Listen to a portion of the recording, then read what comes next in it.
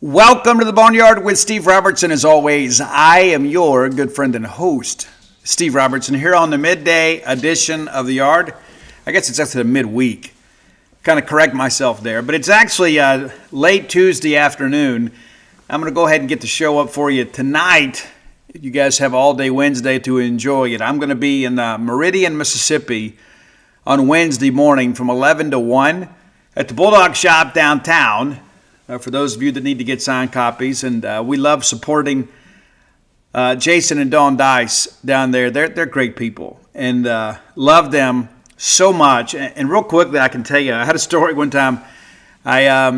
Before I had Ruby, I had another Mustang that I had bought and restored, and had a lot of problems. It kind of became a money pit. But one day I broke down in Meridian, and they came to get me.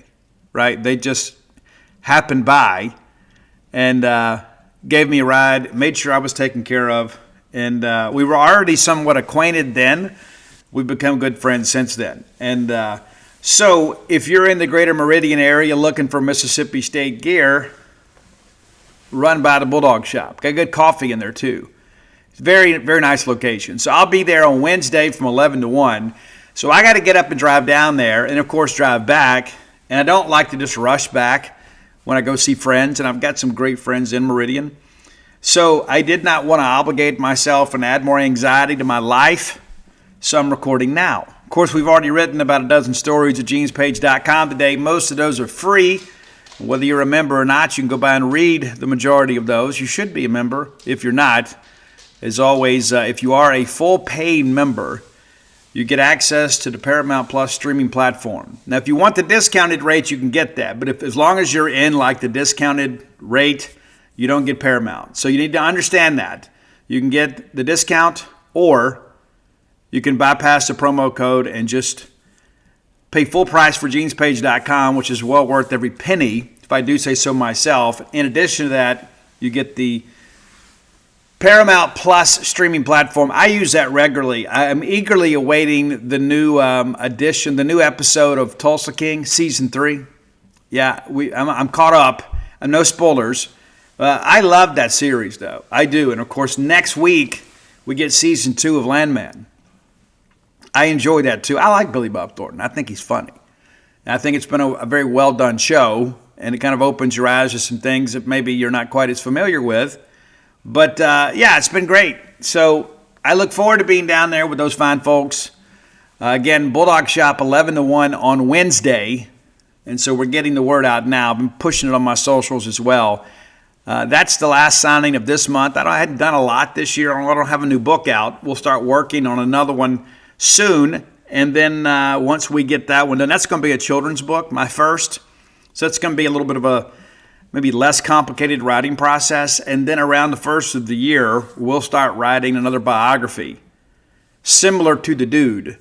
And we'll have that out for you hopefully in time for football season. Okay? That's the plan, right? So your good friend and host is going to go from 7 books to 9 books, hopefully here in less than a year's time. And people ask me all the time, how many books do you plan to write? Well, I don't know how long I'm going to live. I mean, how many did Willie Morris write? Right? That's the way I look at it. Those are the goals, right? I want to go out there and do some great things. And I believe the best is yet to come. But I've got grandchildren now, and I think it'd be cool to write a book, a children's book, about some good life lessons. And for those of you that don't know, it's going to be called Mojo's Great Escape. And Mojo, of course, is my blue heeler that is basically laid at my feet while I've written all these books. And she's never asked for credit. So I'm going to make her a star, and we're going to write a book about her. And then we'll get into a biography next year. And so that's the plan anyway. And hopefully the good Lord says the same. But good things are happening in and around Starkville. And I appreciate all of your support. Let's thank our friends at Bulldog Burger Company, longtime sponsors of the show. We love them. We've loved them for a long, long time. We've loved them since the day they opened. I love getting food from there, whether it's in person or to go. They kind of perfected the to-go order during COVID. It's great. It is. Because sometimes, I'm craving Bulldog Burger Company, but I don't have time to eat there. There's sometimes I actually just kind of eat on the way home. Like yesterday after the Jeff Levy presser, I had to hustle home, get the videos up, and then get the article written and get down to Jackson for the 120 Club meeting. So I just ate my food on the way. Yeah, I know that's not the best practice, but that's the life that I lead sometimes. But sometimes I just want to go grab up some food and go eat at the spa with Dana, and Bulldog Burger Company is typically one of the things that we crave, and it's so well packaged. When you get it there, you don't have a mess on your hands, and I appreciate that. I appreciate the extra care. I'm not a big tipper on these to-go orders, but I don't mind tipping a little bit extra at Bulldog Burger Company because they do such a great job kind of preparing the food and then putting it into to-go containers where I can enjoy it the way that it was intended to be. Bulldog Burger Company has 3 great locations to serve you. The spring rolls are a must. Some of you are lacking in your spring roll intake, and it shows. Those Instagram filters are not doing you any favors. The spring rolls will. They will make you better looking. Find your own favorites. If you're a newbie to Bulldog Burger Company, the Bulldog is the way to go. If you want to branch out a little bit, maybe get the pimentology, add bacon. I had somebody hit me up on socials and say, Steve, I tried it because you recommended it, and it's outstanding. Well, you're dadgum right it is. I'm not going to lead you astray. I'm not. Get that chocolate shake to go when you leave. You can ride that ride home with a smile. University Drive in Stark Vegas, Gloucester Street there in Tupelo, Lake Harbor Drive in the Ridge and Flowwood area. Bulldog Burger Company, the place where people go to meet.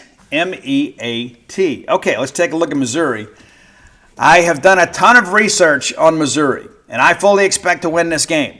I'm going to go ahead and say that right out of the gate. And some of that is because of the deficiencies and the injuries that have happened in Missouri. But I'll also share with you, of course, I've transcribed all of what Eli Drinkwitz said today at their Tuesday presser. You can read that for free at Gene's page. I've also picked out all of the comments that their 4 players made about Mississippi State. And guys, I'm going to be honest with you. Looking back at Saturday's pressers and looking at today's presser, this looks to be a dejected football team. They truly believed they were going to be a playoff team. They've had some unfortunate things that have happened. You lose Sam Horn, the first offensive play of the year for him this year. Of course, he missed some baseball time last year too, kind of worked its way back. But Sam has had to fight through some adversity through his college career.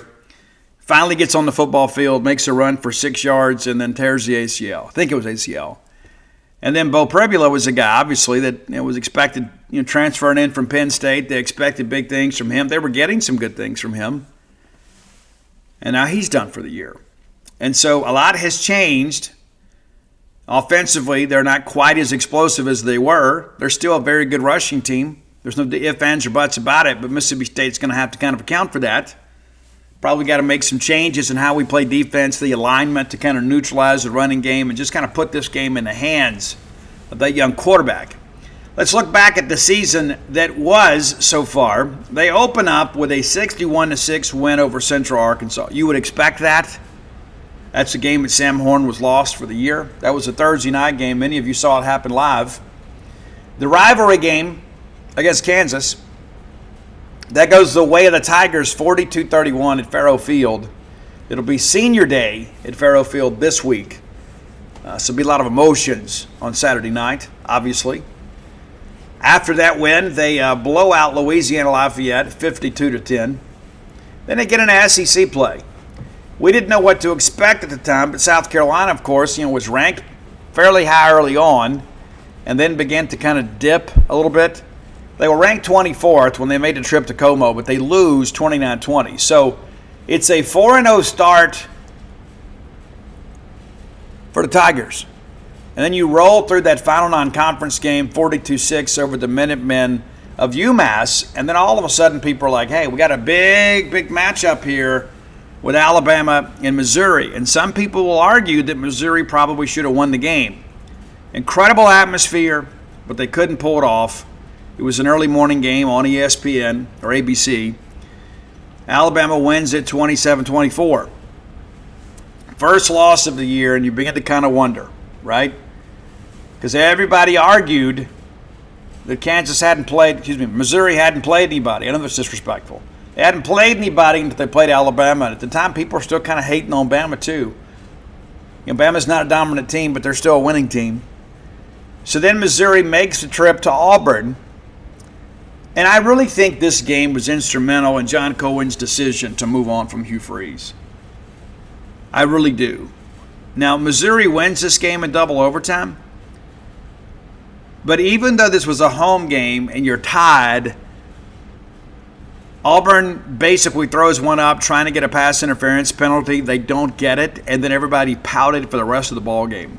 If you go back and watch that game, and I did, the body language on that sideline mimicked that of their coach. And Hugh Freeze sat there and pouted for the duration of the game. And so, of course, they lose. Of course they do.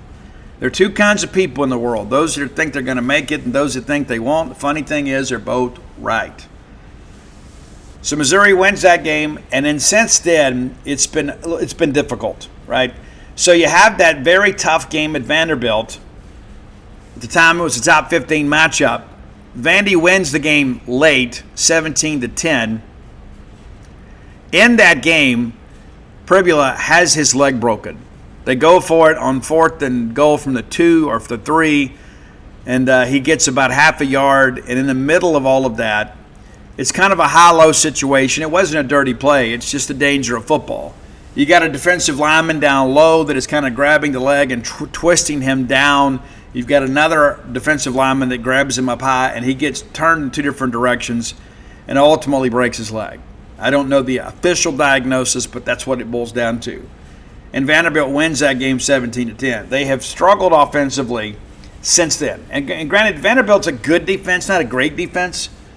But I think people had kind of seen a little bit of what Missouri wants to do offensively and give Clark Lee and them a lot of credit. You know, they won the ball game. They did. Last week was the first start for a new quarterback. As we discussed on Monday's show, A&M wins that game 38-17. It very easily could have been 45-17, but it was quite a game for a half. It was 7-0 late in the second, and then the A&M pass rush forces a fumble into the air that they snatch and return deep inside Missouri territory. They go up 14-0, and from there, Church was pretty much out. And so A&M, listen, they're a great team. And again, I think everybody, including probably the most supportive Aggie fans out there, would say this team has probably exceeded expectations. But that's where we sit. Missouri now 6-3, 2-3 in the conference. They are 5-2 at home, and then 1-1 in true road games. And you begin to kind of ask yourself, well, how does that continue to happen, right? They're going to travel to Oklahoma on November 22nd. They'll get the open date next week, and then they'll wrap it up on the road at Arkansas. So all the non-conference games are at home. Only have the 4 road games in SEC play. You know, so the schedule itself was very favorable, and kind of reading over there and having some comments and interaction with Missouri fans. You know, some people want Eli Drinkwitz fired, and the thing that I would say about that, and I even said on their message board, anybody in this league that loses QB1 and QB2 to injury is going to have struggles offensively. There's no ifs, ands, or buts about it. Not even Alabama and Georgia could contend with that and not take a little bit of a step back. There's enough talent around those guys to maybe pick some things up, but that's where it sits. So we mentioned Bo Pribula earlier. Played in 8 games, completing about 70% of his passes, 11 touchdowns, 7 picks. That was a bit of an issue, but he's done. Matt Zollers, the true freshman quarterback, a young man that they think they're going to build the program around, that they're very high on him, but he's kind of been thrust into the starting role before he's ready. And there's going to be up and down with young kids. That's just the reality of college athletics. But he's played in 6 games. So it's not like he was just kind of thrown to the wolves after that injury. They've brought him along a little bit, let him play in some non-conference games, but he hadn't thrown it a ton. But looking at the statistics, and he is a native of Royersford, Pennsylvania, product of Spring-Ford High School. But he played a little bit against Central Arkansas. He was 3 for 3 in that game. One of those was a touchdown. He's 2 for 2 against Louisiana for 5 yards. It's interesting how it works out. and a long of 9 yards. So one of those obviously lost some significant yards. Against UMass, 1 for 1. Completed for 12 yards. And then he played in the Auburn game, did not throw a pass, but he begins his career 6 for 6. Yeah. Gets his first significant action in that Vanderbilt game after Pribula gets hurt. He's 14 of 23 in that game for 138 yards and a touchdown. He ran 4 times for 4 yards too. And you think, okay, well maybe they've got a little something to build upon. Last week against A&M, and give the Aggie defense a lot of credit, arguably the best defense we played against this year, he goes 7 of 22 for less than 32%, 77 yards, 34 of that on one play. He ran 3 times for a negative 14 yards. So he's had time to kind of think about it. And again, that A&M pass rush is legit. So they've made a lot of quarterbacks look rather pedestrian. So I don't know that we could get necessarily a great scouting report on Matt Zollers just because of that A&M game. I suspect he'll do a little bit better against us, but we've got to change some things up. Now, what I expect them to do, and a lot of this is based on Eli Drinkwitz's comments Saturday night and today, is they say we got to do a good job getting him in a rhythm early. You know what that is? That's throwing the bubble. That's throwing some screens. That's some tight end outs. That's some tight end curls. You got to simplify his reads and kind of give him some success. You got to get him into the game feeling good about things. Now, part of that, too, is going to be the fact that you got some great running backs behind you to hand the football off to. You do some of that. You establish the run. You dink and dunk a little bit just to kind of keep the defense honest.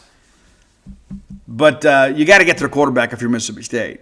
But Ahmad Hardy out of Lawrence County, Mississippi. He was the guy that Mississippi State pursued out of the portal last year. We were in it for about, half hour or so. Missouri gets involved, and there's some money exchanged legally. I'm not in any way being critical here. But they really wanted him, and I think a lot of it's because Missouri felt like they had enough pieces coming back and coming in. They needed a dominant running back. Well, they got one. Hardy, 172 carries for 1,046 yards and 12 touchdowns this year. He went over 1,000 yards last week in the fourth quarter against A&M. Long run where he outran that defense. Big physical back. He's a pro. No ifs, ands, or buts about it. Now, Jamal Roberts is kind of playing, Robin to Ahmad Hardy's Batman. He's really good too. He was kind of the first halfback last week. He's got about half the carries as Hardy does, but 538 yards. And so these guys are averaging about 6.5 yards a carry. You're going to see them run the football, especially with a young quarterback. I would suspect it's probably going to be 80% run.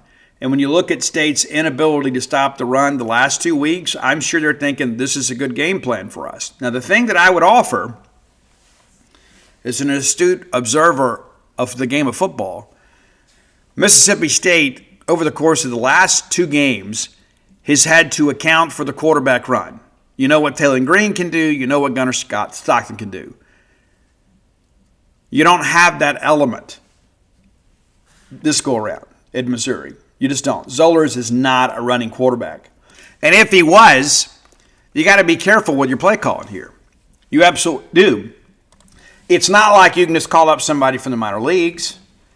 It's not like you can trade for somebody this time of year. What you have at quarterback is what you have at quarterback. And so you've already seen 2 guys go down on running plays for the season this year. And so if you're Eli Drinkwitz, and I'm not saying you are, you got some games left to play that are of some importance. You're not going to be in the playoff, but you could still potentially play your way into a nice Florida Bowl game somewhere. Be a nice trip for your fans. So you got to consider depth. You got to think about, hey, do we really want to put our quarterback at risk here? And I would say probably not. Now, you do have Tommy Locke, who has played a little bit, and then you've got Brett Brown, redshirt junior out of Battleground Academy. But guys, how many? Think about it. How many scholarship quarterbacks do you carry? You don't. and Locke's first action of his college career came this year. There have been 3 quarterbacks throw passes this year for them. Locke is one of them. He played against UMass. Threw a pass for an incompletion. That's it. That is the extent of his college career. So if you throw caution to the wind and just say, hey, listen, we're going to go out here and just do what we do, then you're running the risk of having to navigate the final 3 games of your season, because you got 2 more regular season games and they're bowl eligible, with a young man, of course, that has no appreciable experience at quarterback. So you have to consider that aspect of it. Now, we talked about this a little bit earlier this week. Kevin Coleman is the leading receiver at Missouri. We expected that. But he hadn't been nearly as explosive as he was here. 52 catches, that's significant. 559 yards, averaging 10.75 yards a reception. Got 1 touchdown, had a long of 50, averaging 62 yards a game. I don't know if you guys know this, but Brennan Thompson is tied for the SEC lead with 808 receiving yards. And the thing that we argued last year, and this is not a shot at Kevin Coleman, love KC, but in many respects, Kevin was a product of this system. Well, he left. His numbers are somewhat diminished. Now, you can't miscalculate the fact, too, that they had some quarterback injuries, but they just had them, right? But Jeff Lebby and Chad Bumpus are still getting production. Kevin Coleman is gone, but Mississippi State still found a way to shove the ball down the field. And don't think that won't be a factor, like when Jeff Lebby and Chad Bumpus sit down and discuss with future portal wide receivers.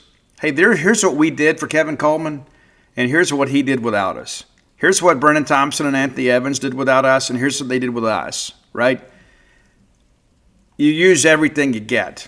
Marquise Johnson, second leading receiver, 28 catches, 340 yards, a couple touchdowns. Brett Norfleet has been kind of the red zone target of choice, big tight end. Didn't play last week against A&M. He's got 26 grabs and 5 touchdowns. He leads the team. They've only had 13 passing touchdowns. 5 of them belong to him. Now, flipping over to the defensive side, these edges are really good. This is another reason why I think it makes sense for Kamario Taylor to start, right? Just my feeling. Josiah Trotter, we talked about him before, 59 tackles this year, 8.5 for loss. Just 1 sack, 6 quarterback hurries. They do bring some pressure. They absolutely do. 58 TFLs this year and 24 sacks. So you begin to think about maybe having a more mobile quarterback at your availability this week is a good thing. We talk about football being a game of matchups. I think this matchup probably favors Kamario Taylor, especially with Blake Shapen not being 100%. We'll see what the week brings, but that makes the most sense to me. Jalen Catalon is a name that you might know too. He's a former Arkansas safety, and the poor guy has had a ton of injuries over his career. And finally, I think he's about 30, but he is finally exhausting his 7th season of college football eligibility. Was at UNLV last year. But back in the SEC, he was a guy who was a great player at Arkansas and has had so many lower extremity injuries. He's not what he once was, but he's still a good player, for sure. But this is a team that they'll get after you a little bit. That they can run the football and they play good defense. They're kind of a throwback in that respect. I think that's one of the things, too, you look at. You wonder, okay, well, Missouri hadn't really played anybody, but they've played well in just about every game. Nobody's really gotten the better of them until A&M. And a lot of that kind of boils down to quarterback play. We talk about it on this show. From Pee Wee to the pros, typically the team with the best quarterback wins. That was the case last weekend. Marcel Reed still hadn't had that fall-apart game. Kind of like Kellen Mond. Remember, Kellen Mond was terrible for 3 years. In 2020, he had a great year and probably should have led A&M to the playoff. Now, Marcel Reed kind of maturing his own self and always been an explosive player. Not always been the best passer, but doing a good job. And when you've got the running game they do, it makes life a lot easier. And so I suspect what's going to happen here is that they're going to sell out with the pass rush, and they're going to sell out with the running game on offense and try to shorten this game a little bit, play some ball control. And that's where I think maybe running tempo is not always the best thing. Because let's say, for an example, they put together a 7.5-minute scoring drive, and we go out there and run tempo and go 3 and out in a minute, and you got to put a tired defense back on the field. I think we got to be smart in how we manage the game. I think everybody kind of sees that for what it is. We absolutely have to be able to manage the game and possess the football. And listen, scoring is what matters most. Of course, you get some separation in this game, and you force them out of that ball control, wind the clock type offense. I get that aspect of it too. But in the second half, we've got to be able to keep the pressure on them. Kind of looking at the numbers here. We talk about what a good job they've done running the football this year. They had a huge game against Louisiana Lafayette. They ran for 427 yards. You get into SEC play, it's a little bit different. It's been a little bit different. Against South Carolina, they ran for 285, though. That's a big number, especially in SEC play. They ran for $163 against Alabama, just 91 against Auburn. And that's not for a lack of effort. Missouri ran the football 44 times against Auburn. That Auburn defense is really good, and they got just 91 yards. They run for $170 against Vandy, and then 207 last week. And of course, a lot of that came late. Hardy had a couple of big gashers late in that ball game that kind of made a difference. But again, they're a different team with Zollers behind center.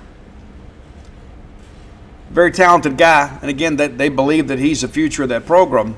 We've got to make sure that he gets that career off and underway next week. Get that open date. And one of the things that the Missouri players mentioned today on the offensive side is the different coverages that Mississippi State does, how we disguise coverages and things of that nature and play a lot of different coverages in an effort to kind of confuse a quarterback. When you've got a young quarterback, those are the things you wonder about. You've got to be able to go out there and make him make plays, and in hopes of him making some mistakes. Very important in that respect. Look at some team numbers here before we get into our top 10 list. Missouri averaging 33 points a game, giving up just 19. Some of that, again, is a byproduct of kind of a weaker schedule. But 110 first downs on the ground, 102 through the air. So a lot of balance in that respect. They've allowed 47 rushing first downs, 65 through the air, 19 by way of penalty. They've run for 2,091 yards net. They've allowed just 966. So another good rush defense. And again, some of that too, some of those numbers are skewed a little bit because those non-conference games for the most part were kind of laughers. And you look in SEC play, it's a little bit different. And so we're going to do that real quickly. And just kind of look in SEC play, Missouri averaging 20 points a game, allowing 23. They've earned 108 first downs, allowed 90. Averaging 183 yards a game and just 916 total in those SEC games. They've allowed 645. So those numbers are consistent. They are typically out-rushing their opponents. Giving up 211, almost 212 yards a game through the air, and just getting 173. Total offense for them this year, 356 a game in SEC, allowing 340. So again, defensively doing a good job. So looking at third down conversions only in league play, they're 26 of 70 for 37%. They're giving up almost 38%. Fourth down conversions, 6 of 9 both ways. It's interesting, even in Missouri, maybe the calculator's off a little bit, because they say that they've converted 66.66% of the time, and their opponents are 6 of 9 for 57%. This didn't work. That didn't calculate. They have fumbled the football 7 times, giving it up 3. Their opponents have fumbled it twice. Both times it's gotten away from them. One of those happened last week against A&M. 17 sacks in conference play. They've allowed just 9. And some of that, too, is not as many dropbacks. There won't be a lot of dropbacks this one, too. 15 of 19 in the red zone. They're allowing 15 of 18. 10 of 19 in SEC red zone trips are the Tigers, but 9 of 18. So again, defensively, you can look at this and say, you know what, this is an SEC team that has done a good job kind of controlling the clock and controlling the flow of the game. So Jeff Lebby's got his work cut out for him. It's not going to be an easy game by any stretch of the imagination. This is a formidable defense. Turnovers are going to matter. I think the quarterback run is going to matter. It could be a battle of freshman quarterbacks, of true freshman quarterbacks. And you begin to think about, what does that rushing game look like for them? What does our rushing game look like when we add Camario to the mix? So again, we'll watch availability report Wednesday night. I suspect that you'll see Blake Shapen as questionable. And then we'll see how the rest of the week goes. But I do expect to win this game. I think it's going to be an ugly game. And I don't care if it's a 13-10 game or a 3-2 game. I just want to be victorious and move on to the next thing. But I'd love for Camario to be the starter and go out there and just kind of execute this offense at a high level and give us a lot of momentum going into the open date and ultimately the battle for the golden egg. All right, time for our Close with Blair Player of the Day. It's going to be Calvin Dinkins, but I'll tell you why shortly. Let's get up to date on what's going on with Blair, our buddy, our friend in the mortgage industry. Blair now got his own operation. He does. Same level of service follows him. His career's really taken off. Closing a couple of Boneyard loans in the month of December from what he tells me. You could get a loan closed too. 601-500-2344. That's his number. Save it in your phone, is Mortgage Guy. You may not remember the name, but you'll remember the need. Sometimes life throws you a curveball. Maybe you've got a relationship change, a job change, maybe a parental situation where you need to be closer to home to take care of your family. And sometimes you got to pick up and move. Sometimes that could happen very quickly. You don't have a lot of time to waste. Stick with the winners. Stick with Blair Chandler and the folks at closewithblair.com. So whether you're looking for your first home, your next home, or your retirement home, the only name to know is Blair Chandler. A Bulldog through and through, got season tickets to multiple sports, got a place here in town. He rides a wave of emotion just like you do. I like keeping business in the family. So I encourage you, put his 25 years of expertise and know-how to work for you. Calvin Dinkins, I think, is a huge part of this game because we've got to be extremely strong at the line of scrimmage. We did not have a tackle for loss credited to a defensive lineman last week. We need Calvin Dinkins to really kind of be the guy in the middle there. This is going to be a very physical game. It's going to be a line of scrimmage game. We've got to win up front. And in order for us to win up front defensively, I think Calvin Dinkins has got to make a mess in the middle. Sometimes you just need guys to force double teams and occupy double teams to open up tackling lanes for linebackers. We're going to need the backers to be really good too, but it's got to start up front. Every bit of it's got to start up front. We can't just sit back and make tackles 3 and 4 yards past the line of scrimmage. We've got to control the line of scrimmage, and I think Calvin Dinkins has to be a big part of that. We're going to need him to play perhaps his best game as a Bulldog this weekend in Columbia, Missouri. All right, time for today's Top 10 list by request. Brought to you by Kalido Guitars. That's Calido Guitars.com. That's your guitar shop. That's your stringed instrument shop. They do a little bit of everything, but they specialize in guitars. They're guitar players too, so they know what we want.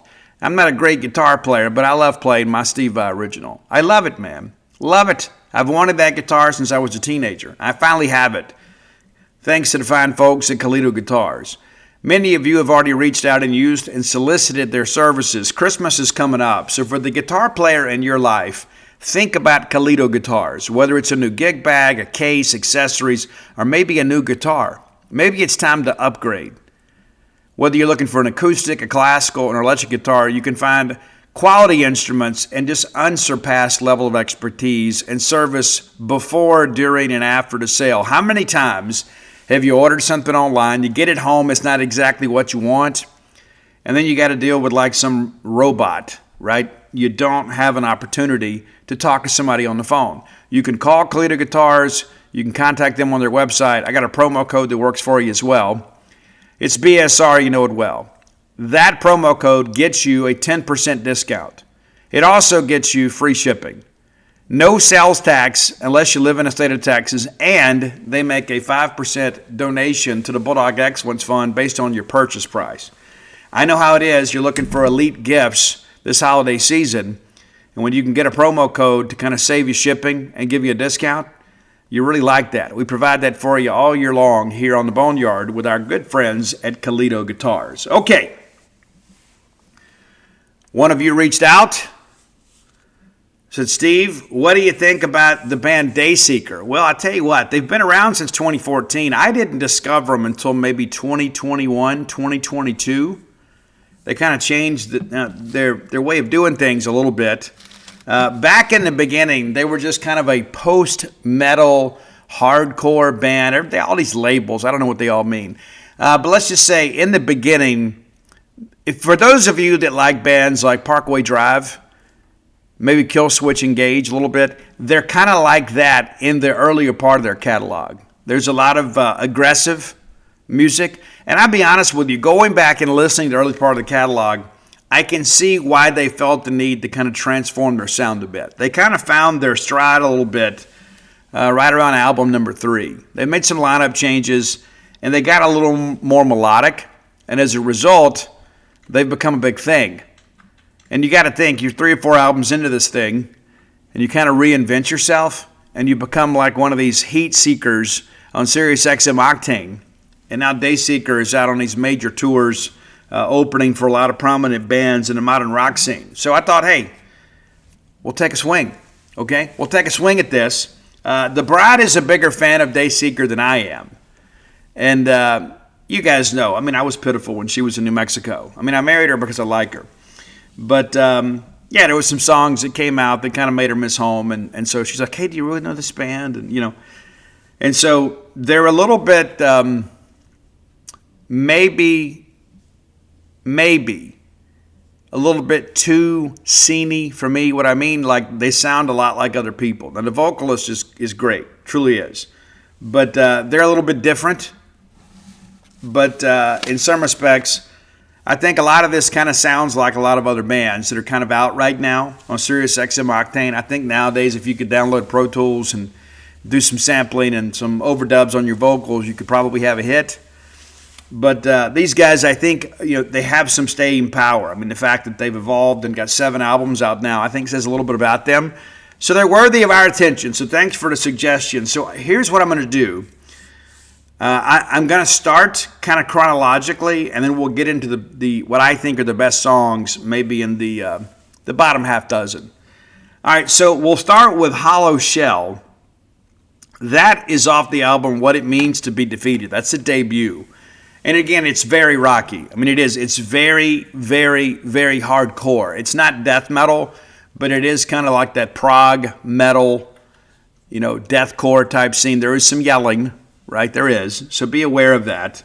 Off the Origin album, your number 9 track is The Earth Will Turn. Got a nice little melodic part in this one, too, that I think kind of shows some diversity within the band. There's a lot of bands that, you know, every song sounds exactly the same. That's not really the case with these guys. Number 8, a really, really, really cool song. Off Dreaming is Sinking, Walking is Rising. That's the name of the 3rd album there. It's a track called Vultures. Of the first handful, I really like that one a lot. I do. I think the lyrical content is good. I think the vocal delivery is really good. The number 7, and again, this is where things kind of change a little bit with them. Album number 4. It's a track called Sleep Talk. It is the title track off their 4th album. They took some earlier songs and kind of reworked them for this album. A little more stripped down, a little more melodic, and all of a sudden they began to kind of take root in their musical career. All right, number 6. This is some of the newer stuff. The last 2 albums have been, you know, the ones that have really brought them to prominence. They had a new album come out just last month called Creature in the Black Night. But and this is a track off that. It's Shapeshift. And again, it's just kind of like somebody changing up on you in a relationship, right? One of the things that I kind of pride myself on is I'm kind of the same guy every day, for the most part. You know, there's a few things that happen here now and then, but you don't see your boy changing up, right? I don't do it. Like, I'm very loyal to Mississippi State, loyal to my friends. You know, I got the same, you know, best friends from high school that I've had my whole life. You know, I follow a lot of people on Facebook and Instagram, and I got some girls from high school that got a new best friend every month. You know, every time I turn around, it's hashtag BFF. It's always somebody different, and to each their own. Number 5, another one off the new album. It's Pale Moonlight. That they dropped that and the title track on the same day, and so I think people got a really good idea of what to expect from the new album. I think you're going to have some fun with that one. And number 4 was a big hit on SiriusXM Octane. It's off the Dark Sun album, which again I think was kind of the groundbreaking album for them. It's a track called Neon Grave, and it's not as scary as you might think. A lot of good vocals on this one too. Number 3, it's a title track from the new album. Again, it dropped about 3 weeks ago. It's Creature in the Black Night. A little darker, a little bit, but it's not real heavy. Number 2, and this has not been a single, but I love this song, and it's off the Dark Sun album. If memory serves me correct, it's the first track on that album. And it's a pretty kind of an airy song. And what I mean by that, when you listen to it, there'll be kind of a vibe there that kind of persists throughout that song. It's called Dream State. I think you'll dig it. But number 1, and this is the song I think that really put them on the map. And I don't know if you know it that well. If you've listened to SiriusXM Octane over the course of the last few years, I think you'll know it. But it's Dayseeker's really breakthrough hit, Without Me. And it's one, I'm a sucker for a sad love song. This is a little bit up tempo, obviously. We don't like to end with the ballad. But yeah, I mean, it's basically the end of a relationship. And like the chorus says, how do you feel the same without me? How do you feel the same when I don't sleep? Somehow you found me, but you still doubt me. How do you feel the same without me? There's something to that, I guess. Yeah, I mean, something. And I'll share with you guys this, too. It's like, I feel like I've kind of, for the most part, got myself together. I got some problems, too. But for the most part, I feel like I got myself together, man. But nothing hurts worse. I mean, honest to goodness, nothing hurts worse than unrequited love. It's true. And I don't just mean like when you've got a crush on somebody and they see you as a friend. That stings, too.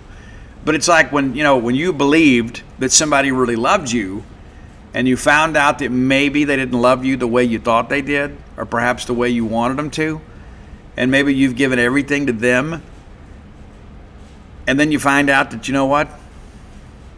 Kind of like Amy Lee sang, I've been alone all the while, all along. It's true. Man, that sucks so bad. And if you're feeling that out there, let me tell you, my thoughts and prayers are with you, because there have been times in my life, man, that's exactly how it feels. It's like you give your heart and your soul and all of your emotional energy to somebody, and you hope that they're making the same level of investment. You find out later that they're not. That's what that song kind of reminds me of. It does. It's been a long time since I felt that way. But, I'll be honest with you. I don't want to be a whiner here. I would say, like, after that fire incident we had here last week, I probably heard from just about everybody that I believed really loved me. Just about everybody. And there's some other people that didn't. And you kind of wonder a little bit, too. Not that you need somebody to constantly check up on you. But, it's been like 10 days now. And you kind of wonder. It's like, hey, what's the deal here? If the shoe was on the other foot, I'd be among the first. Right? That's how I feel. I don't like to let people that I love feel like they're alone. I think that's one of the most maybe narcissistic things that we can do, is kind of withdraw our interest and our love from people and let them kind of fend for themselves when things are kind of going haywire in their lives. I think it's very important that we check on our friends. And trust me, I got so many texts, I just finally just started copy and pasting. And that's not in any way to praise me, it's really to praise my friends.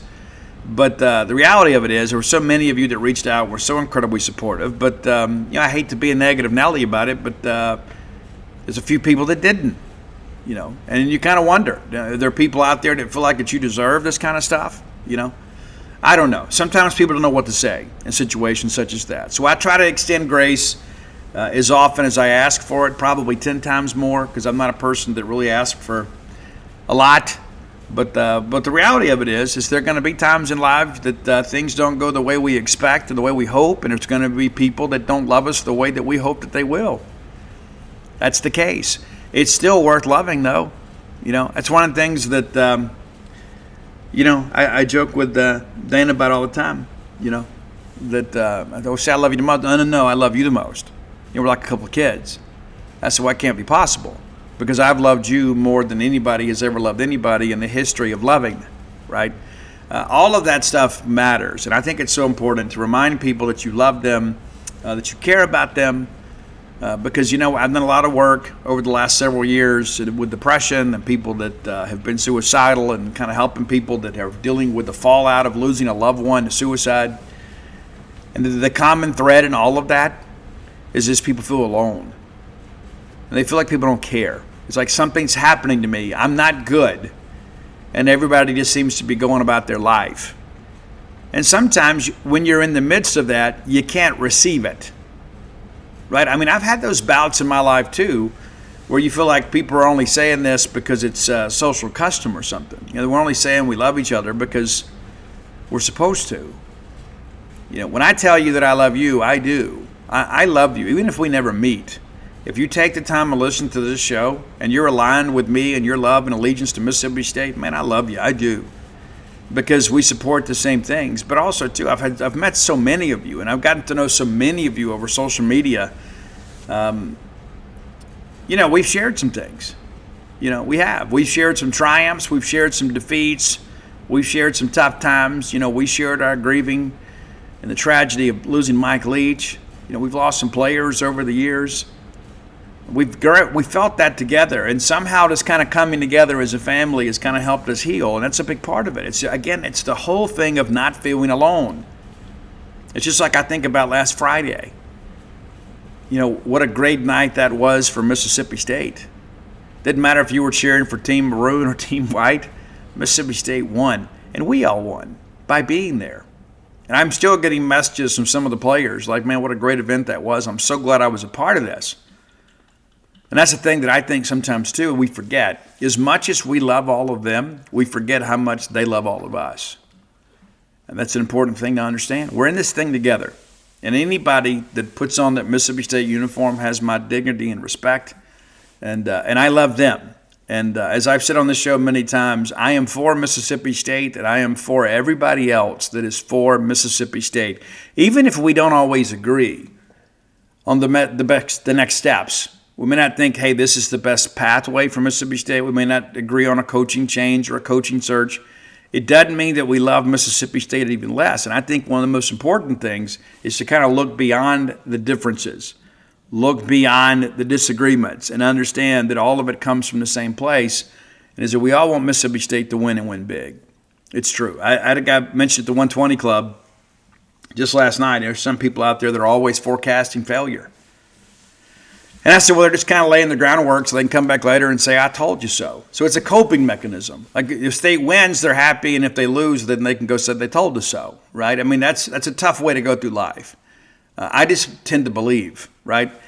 One thing I would recommend, too, that if you are in the greater Jackson area, if you're in central Mississippi, I would encourage you to be part of the 120 Club. The 120 Club, at one time, used to basically, I won't say they controlled the athletic department, but they were a real force. And it's a lot of people that give a lot of money, and some people that don't give a lot of money but have a lot of love for Mississippi State, and they get together and celebrate Mississippi State. If you have not renewed your dues, maybe you should consider that if you'd like to be a part of the 120 Club. You can contact them. I think, what is it? I don't know the actual date, but Brian O'Connor is going to go down and address them in the next few weeks. And we had a good crowd last night at the 120 Club, and they meet there at the Ag Museum, and super cool. We have catfish and coleslaw and all that good stuff. Last night we had strawberry shortcake for dessert. And I looked around to go get a second piece, and they were already gone.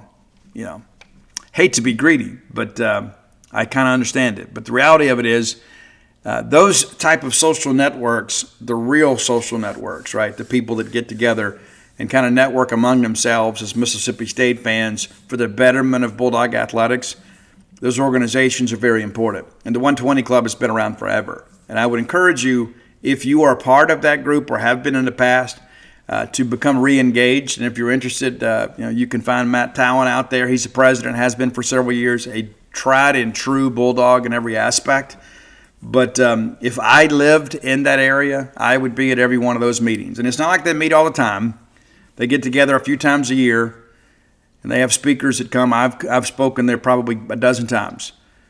But that's a group that has some power and some influence within Mississippi State athletics, and I would encourage you, if you live in the central Mississippi area, to seek out the 120 Club and be a part of that, and kind of find out what's going on and kind of get some behind-the-scenes information at times too. The 120 Club is it's almost like going to AA, right? Like what you see here stays here. That's an important aspect of it. And so there's a lot of people that go and kind of speak very frankly of kind of about what's happening at Mississippi State. And so I would encourage you to be a part of that. Again, that's the 120 Club. All right, next segment of the show brought to you by Campus Bookmart, a Starkvillian institution. We love Campus Bookmart because they have the things we want. And what do we want? More Mississippi State merch. Whether it's a new hoodie, a quarter zip, maybe a cute little dress, ladies. I don't know what your needs are, but you can get them met at Campus Bookmart. Make Christmas shopping simple. For all the Bulldog fans in your life, just get them the Bulldog stuff. Right? Don't overthink it. And Christmas is going to be here in about 6 weeks. I don't mean to alarm you. I've been telling you for months, Mom, get ahead of the game.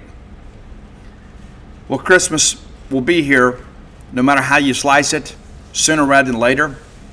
So you can wait to the last minute if you want to. I'd encourage you not to. But you can get caught up today.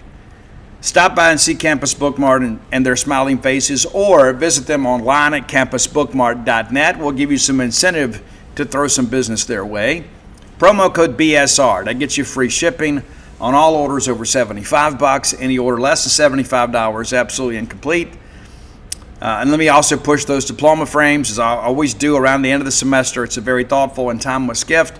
They're never going to change it out. And every time they look at that diploma hanging in their home or their office, they're going to think of you and say, you know what?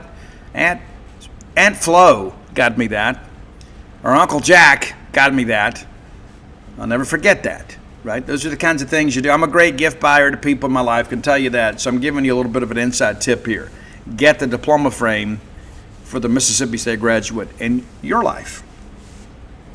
All right, Mississippi State men's basketball did not survive its first test of the year. And listen, I'm not going to sit here and be negative about this team. If anybody has earned the benefit of the doubt on this campus in recent years, it's Chris Jans. Now, we did not last year put a good defensive team on the floor. We did not.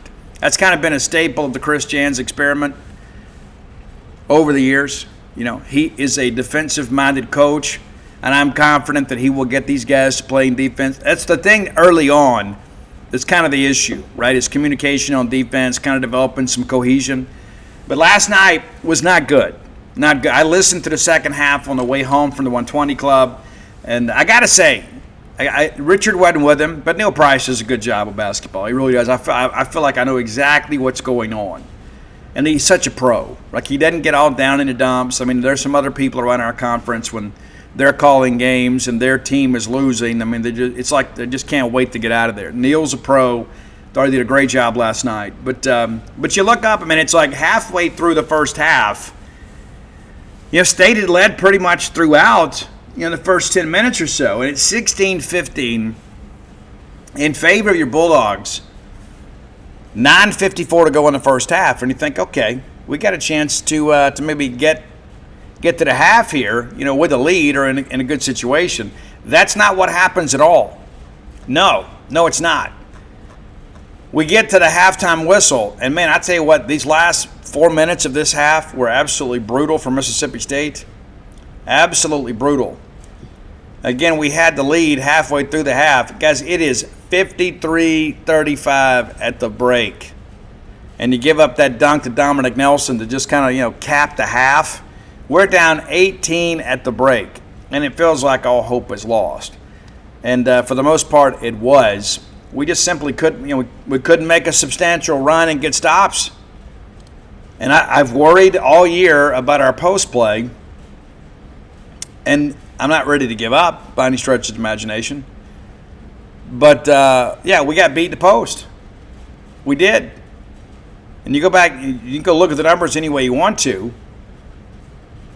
But post-scoring favored them. Brandon Walker had some nice minutes for us down the stretch. And State actually out-rebounded, 37-31 in this game.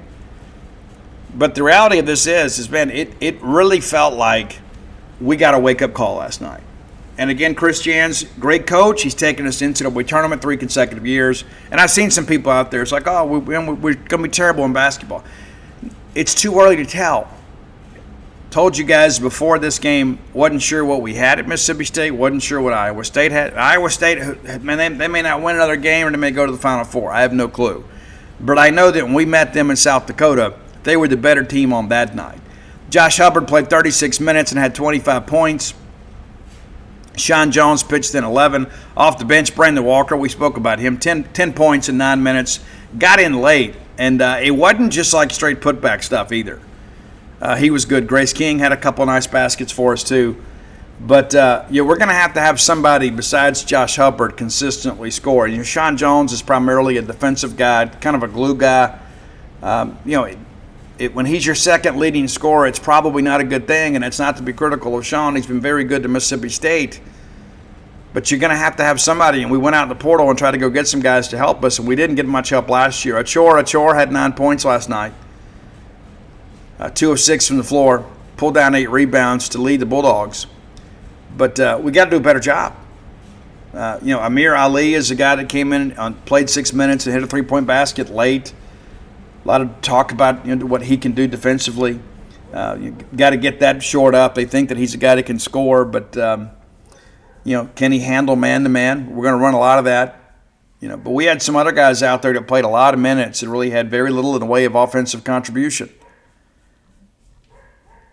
The thing that stands out about this game, 26 turnovers, which ties the Mississippi State program high in the Chris Jan's era. 26 turnovers. Guess we're not going to beat the YMCA giving up 53 points in the first half and having 26 turnovers in the game. No ifs, ands, or buts about it. Not going to happen. They turned it over 9 times. So the differential is 17 turnovers, and they scored 29 points off turnovers. They also had 56 points in the paint. We had 30, and only 7 points off turnovers. I'm not going to sit here and just belabor this game and beat our guys up. I'm not going to do that. It's just one game. But we've got a difficult non-conference schedule. We got to get some things figured out. We do. And again, early in the season, we could have played North Carolina A&T. We could have done that. We could have stacked up some false confidence. But Chris Jans wanted to challenge this team and kind of prepare them for SEC play. The thing that we have learned is when Chris Jans gets into SEC play, we typically kind of find another gear. And sometimes the schedule hadn't been favorable. But there's no reason to throw the baby out with the bathwater here. Game 2, right? We don't know how good Iowa State's going to be, and we don't know how good Mississippi State's going to be. But we know we have to be better than we were last night. Bulldogs back at Humphrey Coliseum on Saturday against Southeastern Louisiana. We'll preview that game more on Friday. But, we lose that thing 96-80, but let's be honest, in the second half, Iowa State just kind of nursed that lead along. They absolutely did. And there's just no way to look at it and really find anything of redeeming value out of this other than the fact that we know Josh is still good and Brandon Walker was pretty good down the stretch. Not sure what we expect from him this year, but somebody, somewhere, has got to step up and be a secondary and a third scorer on this team. We did not get that last night. And again, Iowa State, ranked 16th in the country, they may be an elite team. I don't know. But they certainly appeared to be last night against your Bulldogs. And again, we didn't look like we were ready. SEC Network Plus this weekend to watch Southeastern. We'd encourage you to be in Humphrey Coliseum. If you're not going to Missouri, going to have a bit of a double header. You have the basketball game at 2, and then you can march on over to the soccer complex and watch the Lady Soccer Dogs take on Lipscomb in an NCAA tournament game at 5. So if you're thinking about doing the doubleheader, you can do that. Come to town, have a nice lunch, watch the men's basketball game, watch the soccer game, and still get home at a decent hour and time to go to bed and get up and go to church on Sunday morning. So that's something to consider. We have played Lipscomb 6 times in soccer program history. We're 3-3 against them. We actually hosted them in an NCAA tournament game a few years back that we lost 1-0. They had an elite goalkeeper that year.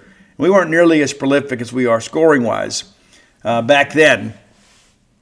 But the reality of it is we're still playing in the postseason, and we're getting a chance to host a game. So we should be able to hopefully get some walkover traffic. You do have to buy a ticket. They're $10. You can go to the hellstate.com website and find those. So you'll have tickets for that. There's no tickets in regular season games for soccer, but there will be for the NCAA tournament. State, one of 9 SEC teams, a conference record of teams making the 64-team field for the NCAA tournament. So I share that with you just because, again, there is always something to celebrate. And maybe we aren't the team we were a year ago. We were a 1 seed and did some really good things and had a chance, we thought, to get to carry North Carolina. We didn't quite get there. Notre Dame did. They were the great team. Absolutely. We're a great team. But anything can happen now. Anything can happen. And we're not exactly the same team we were defensively last year, especially on the back line. And, of course, Matty Anderson's not here, an elite keeper. But, we got some young folks out there doing a good job. We've made some changes back there at times, found a way to extend our streak of postseason appearances to 4, right? There was a time that never happened at Mississippi State. So that's what's next on that front. Mississippi State women's basketball will be back in action, too. Of course, ladies, not quite as challenging as a non-conference schedule. We're not going to oversell it. But the ladies are 3-0, as mentioned, and they're going to be in action Thursday night in Starkville, 6:30 against Jackson State. We'll take a little time to look at this thing. But, we expect to win. We do. But Jackson State at times has been a bit of a challenging team. They have been. You guys are well aware of that. We win those games, but we've had some games against them that have been competitive for a while. Lady Tigers are 1-1 so far this year. They blast the Mississippi University for women. They get the dub against the dub, 117-40. And then they host Tennessee Tech and lose by 6 last Friday. So this will be their first action since their first loss. So 1-1 is they head to Starkville on Thursday. 6:30 is your tip. Just kind of looking here at some of these numbers here. We're right at 48 hours away, I guess. But they're averaging 85 points a game. The numbers are skewed. They're giving up 49.5. But looking at individual numbers here, some interesting names. Let me see here. Noel Pierre Pacheco. I'm sure I said that wrong. Averaging 17 points a game, leading scorer. And then Leani Mazanat, 13 points a game. I suspect that neither are from Jackson. No, and they're not. So these are, Noel is a freshman center, 6-foot center from Omaha, Nebraska. Off to a good start. I just wonder, how that matchup goes. This should be a situation where State, is able to out-athlete them. Their opponents, despite the fact that, these games have, been somewhat one-sided, I guess. Opponents have 7 blocks, and they have 2. Noel has both of the blocks, the 6-foot center. So we'll see how things progress. But, we expect, Sam Purcell and ladies to win this ball game. So a lot to think about here in the next few days if you're a Mississippi State fan. We get through Wednesday, of course. Women's game in Starkville against Jackson State on Thursday. And then on Saturday, men's basketball, football, and soccer. So a lot to think about. Hopefully it's a great weekend for Mississippi State as we start seeing things wind down in the regular season in football. And let me encourage you too. If you're thinking about coming to the Battle for the Golden Egg on Black Friday, you need to go ahead and get your tickets. Don't delay in that respect. It's an open date next week, and a lot of people wait to the week of. And there are some people, obviously, that are just going to complain about all those people sitting in the lower bowl on the east side because those tickets are up for sale. Well, if you don't want them to sit there, then you should sit there. Buy your tickets. Come to the Egg Bowl. Cheer this team on.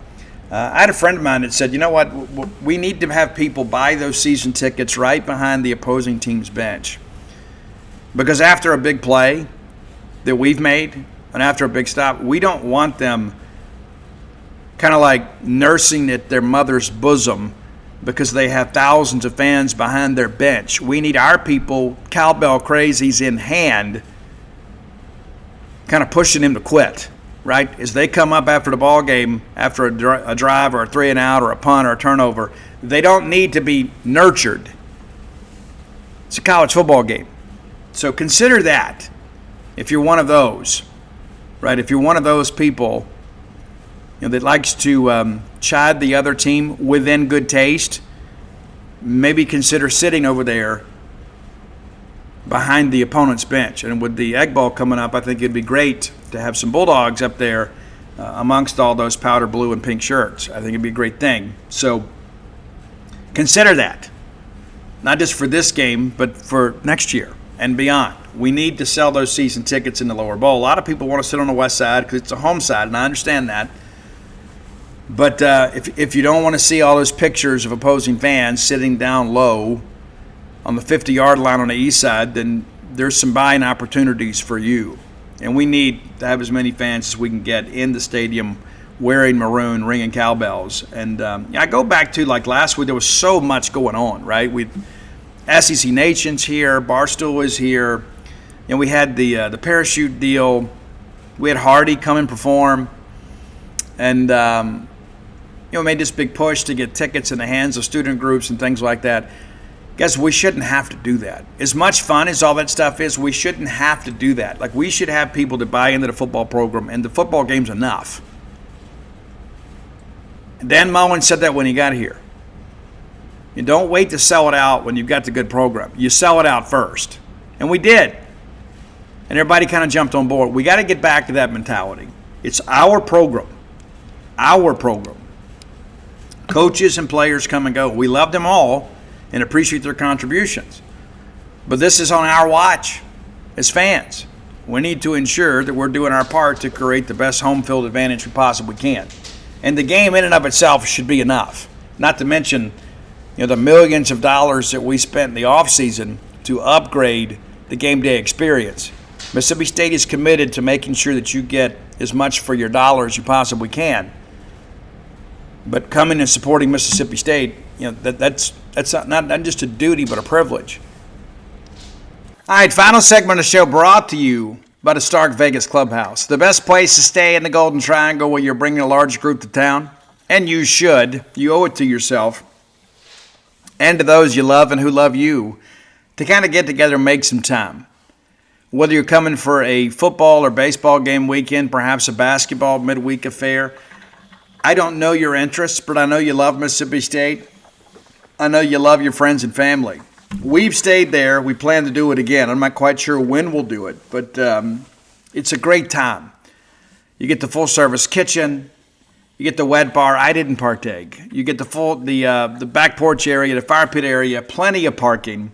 That's one of the things that's probably we've undersold.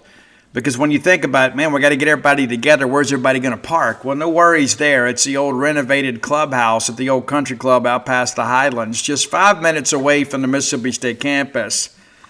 Man, the thing that I think about, it's all the in-between time, right? It's not just the big events. It's not just dinner. It's not just the ball game. It's just kind of sitting around getting caught up and finding out what's going on for real in the people that you love's lives. Those are the minutes that matter the most. Sitting around playing board games, just getting caught up, laughing, joking like a family. And, we've outgrown our house. And you say, well, Steve, you're an empty nester. It's true, but we got all these grandkids. It's tough to find a place for everybody to sleep. We want everybody to be comfortable. So maybe you owe it to yourself once or twice a year to get everybody together at the Stark Vegas Clubhouse. Now, when you Google the Stark Vegas Clubhouse, their Facebook page auto-populates. You can peruse all the pictures of all the amenities available to you and your guest. But also some booking options. You can book through Airbnb, VRBO if you want to. But if you want to save a few bucks, I can help you. Book through the Evolve website. Promo code BSR10. BSR10 gets you 10% off your stay. The Stark Vegas Clubhouse. The best place to stay in the Golden Triangle. All right, let's talk a little recruiting. You guys, we got some stat stuff we'll look at too. Braylon Womack was a guy last Tuesday that I had people telling me, there's no point in State wasting their time. And now Brilliant Womack looks to be leaning towards Mississippi State. We don't expect him to sign with Auburn. He is expected to visit A&M this weekend. That's big. It is. We'll have to overcome that. But I've got some people close to him telling me he really doesn't want to go that far away for school. And had he wanted to go far away from school, he would have gone to Ohio State. Wants to play major college football, wants to play as a true freshman. He will have that opportunity at Mississippi State. That's something to consider. Mississippi State also lining up several official visitors for Egg Bowl weekend. A lot of junior college guys, too. And not going to be as JUCO heavy as we were last year. And part of that, too, is, last year you kind of used it like a tryout. You bring them in December. If they don't pan out, you push them out in spring. But, we still need some depth, and we're still working through some safety stuff. But going to hit the portal pretty hard, too, once it opens after the turn of the year. But, running out of weekends, obviously. And, we've shown that we've made some progress, but we need to finish the job. We need to get bowl eligible. And I asked some guys last night, I said, I expect to win this game against Missouri. I do think it'll be kind of an ugly game. But what if you win that? And what if somehow you win the Egg Bowl? And then what if somehow you get a great matchup and then you win the bowl game and you finish the year on a three-game winning streak? How great would that be? Finish up 8-5. I don't expect it right now, but the reality of it is, you could get that egg back, get bowl eligible. It takes a lot of pressure off a team heading into the egg. A lot of pressure will be on Ole Miss trying to make the playoff. They'll play Florida this week. You'll never know what's going to happen. But the reality of this thing is it's all there for the taking if you're Mississippi State. And we haven't shown the most consistency this year in SEC games. Perhaps maybe we can find it maybe with number one behind center. Look at a few numbers here. Kind of looking again at this Missouri-Mississippi State matchup. Missouri averaging 33 points a game, 33.3. State 32. And again, some of that on the Missouri side, of course, you look at that's pre-injury, right? They haven't done much offensively with Zollers behind center. Probably could benefit from the open date next week. We'll see how things go. But, we've scored 32 points, scored 21 last week. But we're right there together, but I think no matter who we start at quarterback, where it's Blake Shapen or Kamario Taylor, which I'm still leaning towards that way, I think the offensive prowess probably favors Mississippi State. Now, defensively, Missouri has the second best defense in this conference. Some of that is a byproduct of the schedule. But to erase that would be short-sighted. These guys, the edges especially, get up the field. I don't think the secondary is that strong, watching some of these games, which I think the pass rush kind of covers up some mistakes there. Your Mississippi State defense was middle of the pack for a long time. It's not anymore. Bulldogs allowing 388, almost 389 yards a game, which is 14th best in the SEC. The only two defenses that are allowing more is Tennessee and Arkansas. The Tennessee thing may surprise you, but Missouri only allowing 966 yards, which I believe is fourth or fifth best in the league. But on a point situation, they've only allowed 20 touchdowns this year. We've allowed 28. And again, we've played a more difficult schedule. Scoring defense for Missouri, 19.11 points per game. Mississippi State allowing 26. About a touchdown differential. But again, I think that can be negated by the fact I think this Missouri offense is very handicapped without the quarterback run. So we'll see how they decide to handle that. State's run the second most offensive plays in the league this year. Ole Miss, only one that's got more. So that's kind of something you look at and kind of consider too. But granted, we played 10 games this year too. But we will get out there and run some tempo. Talk about touchdowns scored. State has scored 320 points. That's 42 touchdowns. Missouri in 9 games has scored 38. And again, you look last week, it wasn't great. I would encourage you to go back and watch that game just to kind of get a sense of what they're about. They want to run the football. We've got to make a concerted effort to stop the running game. We talked about Arkansas and about Petrino and those guys. You know how bad they are defensively. Did you know they lead the league in average play offensively? 7.3 yards per play. That's remarkable. It truly is. Missouri, middle of the pack, right there at 6. State 5.67. It's just a little bit behind them. And some of that's because of the sacks that we've allowed to. There hadn't been maybe as many as some people think, but it's still been way too many. Offensive line's got to get better. Looking at rushing offense here, Missouri leads the SEC with 232 yards a game. And again, they're going to commit to that. State averaging 156. To kind of look a little deeper here on the breaking it down, just kind of pass efficiency and things of that nature. Missouri behind Mississippi State in pass efficiency, 135 efficiency. State's 150. State right there in the middle of the pack. Missouri towards the bottom, I guess 11th in the league. But when you start looking at this yards per rush stuff, it can scare you. But I think a lot of this too, when you don't have the threat of the zone read, when it's just the straight handoff, right? The running game changes. It's going to be a very challenging game, I think, for both teams. And believe it or not, State has actually had the most rushing attempts this year in the Southeastern Conference. Were you aware of that? 412 rushing attempts this year. Yeah. Ole Miss is second with 405. And Missouri's third with 394. So this ball game may be over with because it's a couple hours. You know what I'm saying? I mean, it's like when you think about both teams wanting to run the football, and if you have Kamario Taylor taking the lion's share of the snaps, clock's going to keep moving. You're not going to have a ton of, incompletions, you wouldn't think. Pass offense, Mississippi State again better than Missouri here, 242 yards per game. Missouri just 219, and again that number is declining because of the change in the injuries there. Pass defense, we talked about the Missouri team.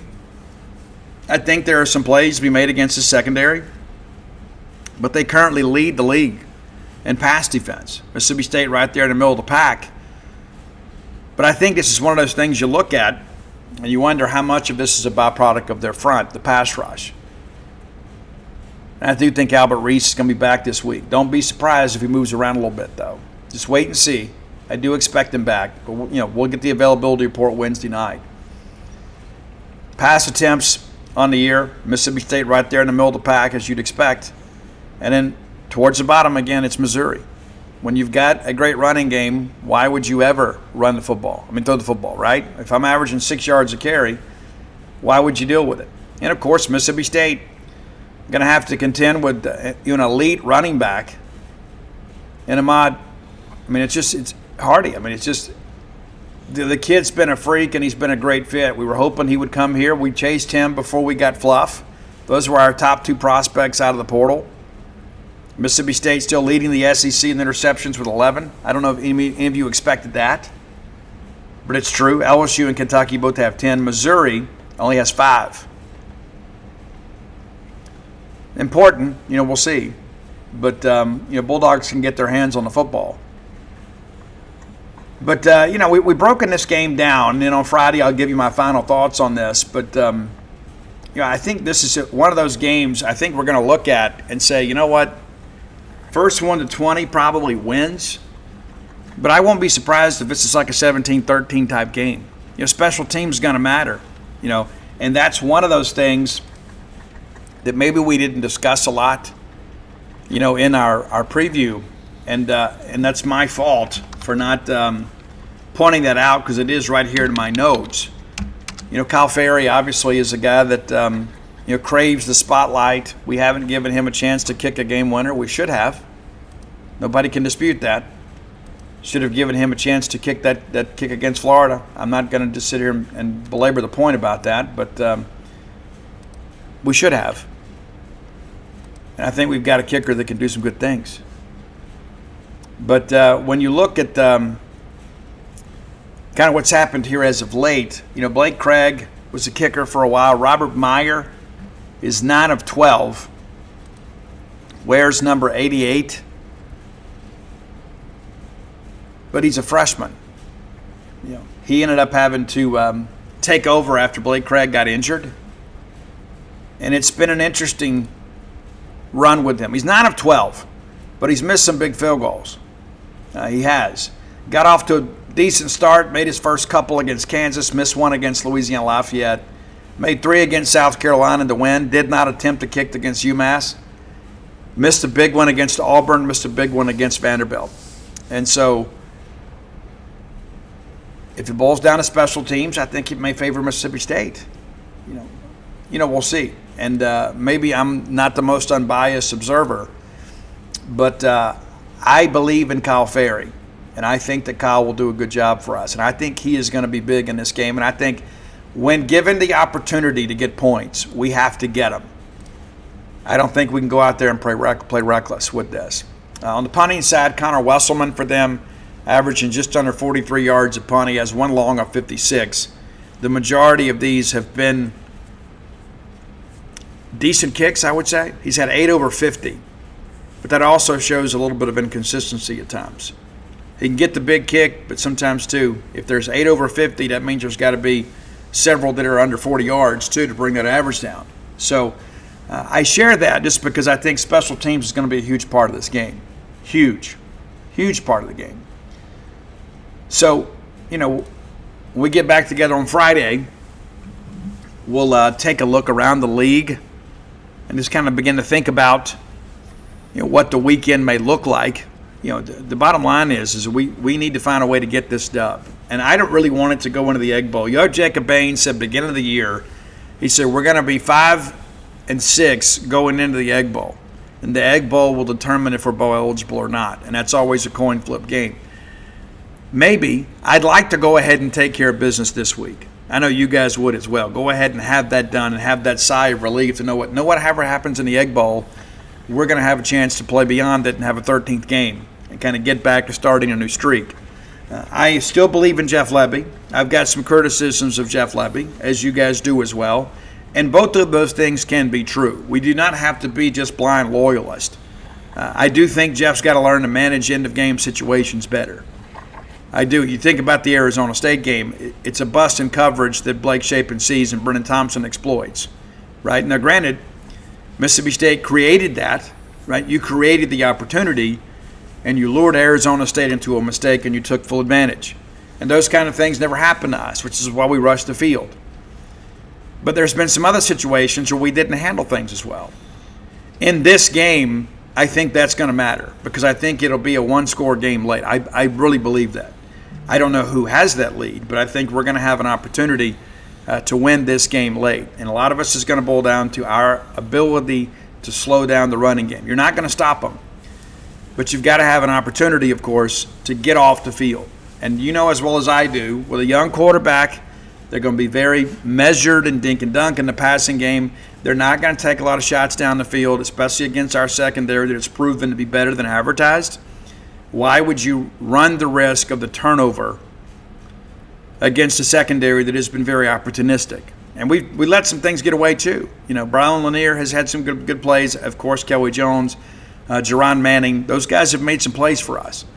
So if I'm Eli Drinkwitz, and I'm not, I got better hair and I'm not nearly as quirky, there's no way I'm putting this on my quarterback. But if I'm Mississippi State, that's exactly what I want to do. I want to put the game in his lap. I want to make him win or lose the game. I can't just let him sit back there and just hand off over and over and over and then occasionally do a play-action pass just to kind of loosen up the box a little bit. You got to go attack him. You got to get him on the ground. And one of the most important things, I think, in this game is we talk about State scoring on the first drive. You got to do that. Then you got to get a stop, and you got to get a chance to get some separation in the first half. Nobody's going to abandon their game plan early, but the sooner that you're able to get some distance between yourself and them, it just ratchets up that pressure on that young quarterback. And I don't just mean from a blitz point of view. I'm just talking about from a mental point of view. It's like, hey, I'm going to have to make some plays.